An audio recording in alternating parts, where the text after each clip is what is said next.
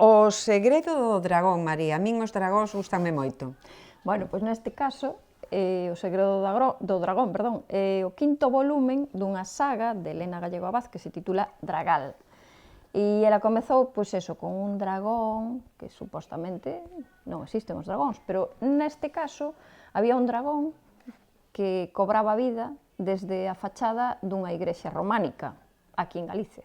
Entón, a partir de aí, Elena Abad foi texendo toda unha trama na que mestura un pouco, pois, eso, a fantasía con algo de realidade, e chegados a este quinto volumen, resulta que, no seu momento, os dragalianos, que son híbridos entre humanos e dragóns, pois non se podían ver, os humanos non os podíamos ver.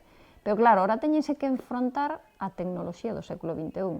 É dicir, que temos dragóns no século XXI e con tecnoloxía actual. Temos, polo menos, dragalianos, que son os híbridos. Xa non son da Idade Media, ni moito menos. Porque xa estamos no quinto volumen, eso xa foi pasando tamén por distintas épocas. Non coñecía os outros volumes, é de literatura xuvenil. Sí. Pois hai tamén as damas da fraternidade, que son as que se encargan de protexer unha xestación que está aí a piques tamén. Os ovos dos dragóns? Os ovos ou unha xestación.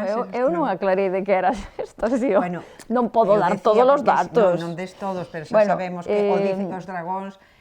Aparece tamén un pergameo da época, entonces din, igual xa os trovadores sabían algo dos dragóns. Isto é moi interesante, máis interesante do que parece. Teño que decir que é unha saga que lle suele gustar moito, aos adolescentes.